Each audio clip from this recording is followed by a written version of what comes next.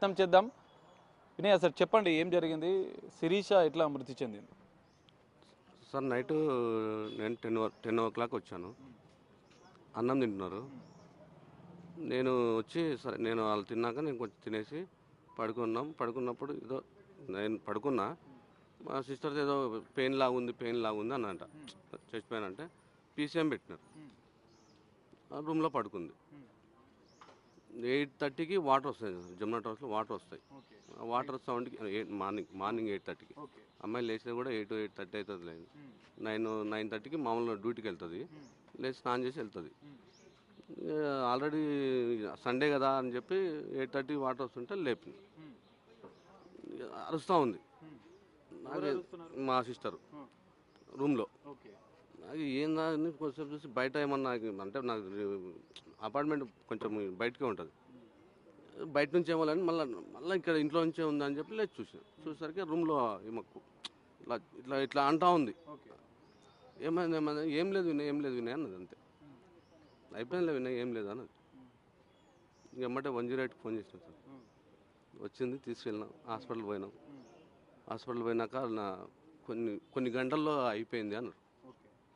శిరీషకు మీకు అసలు ఎప్పుడు వివాహం జరిగింది? మీరు లవ్ మ్యారేజ్ చేసుకున్నట్లు కూడా తెలుసు సార్. 2016 సన్ రైజ్ హాస్పిటల్లో నేను ఎంప్లాయ్, నేను రిసెప్షను, ఆ అమ్మాయి సిస్టరు, మాకు అక్కడ ఎంఓడి.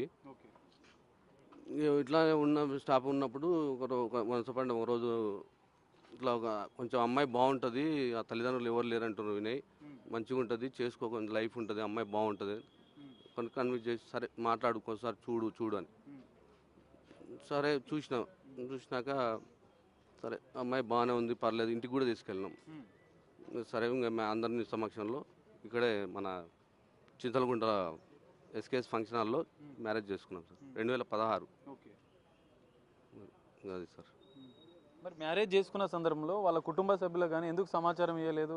ఈ 9 ఏళ్ళలో కూడా వాళ్ళతో మీరు కలవద్దని, మాట్లాడొద్దని చెప్పి మీరు కొంచెం ఆమెను ఇబ్బంది పెడుతున్నట్లు కూడా తెలిసింది. వాళ్ళ సిస్టరు ఒకసారి బుక్ చేయండి సార్, ఇది చూడండి, ట్రావెలింగ్ జమునా టవర్స్కి ఎన్నిసార్లు వచ్చి ఉంటుందో వాళ్ళ సిస్టర్ని చూడండి, వాళ్ళ బాబుని తీసుకొని చూడండి. నేను ఎట్లా సరే మీరు ఏదన్నా పెళ్లి జరిగేటప్పుడు వాళ్ళ కుటుంబ సభ్యులకి ఎందుకు సార్ వాళ్ళ అక్క రానండి కదా, ఎవరు రానన్నారా? వాళ్ళ అక్క వాళ్ళ మామ అందరికి ఎవరు లేరు, ఎవరు రారు.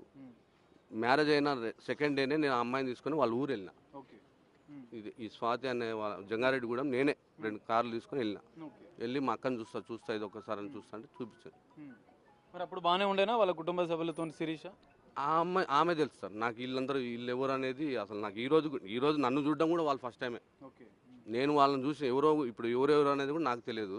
ఒకవేళ నన్ను చూస్తే ఈ రోజు వాళ్ళు ఫస్ట్ టైం. మిమ్మల్ని అంటే పెళ్లి చేసుకోవడం వాళ్ళకి ఇష్టం లేదా, లేకపోతే ఎందుకు వాళ్ళు ఈ పెళ్లికి నిరాకరించారా? ఎందుకు మీతో రావడానికి వాళ్ళు ఎందుకు పెళ్లికి నిరాకరిస్తే ఈ 9 yearsలో ఏదో ఒక రోజు జరిగేది కదా సార్. మామూలుగా ఏదో ఒక రోజు ఏదో ఒక చిన్న పిఎస్లోనో ఇట్లా అని ఉండేది కదా.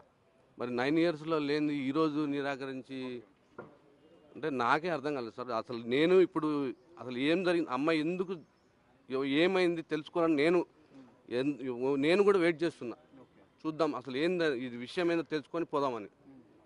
వాళ్ళేమో మీరే ఏదో చేశారని చెప్పి వాళ్ళు ఆరోపణలు చేస్తున్నారు సార్. అది రిపోర్టు దేనికైనా ఎటువంటి దానికైనా నాది ఉంది అంటే మీరు ఉరి అయినా యావజ్జీవైనా వేయండి, నేను దానికి కట్టుబడి ఉంటాను. మీ ముందు చెప్తున్నా, నేను ఎక్కడికి పోయేటోని కాదు, ఉండేటోని కాదు.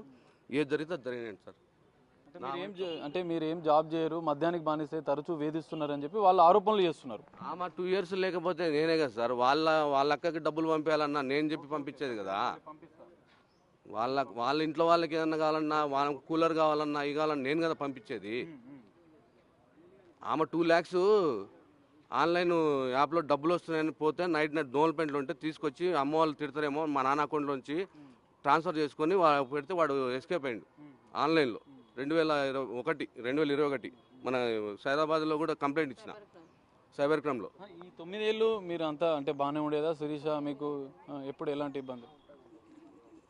అమ్మాయి అసలు నాతో అసలు ఎందుకో అది దేవుడు తెలుసు. నేను ఆ అమ్మాయి ఒకవేళ చేసుకునే అంతవరకు వస్తే ఆడపిల్లలను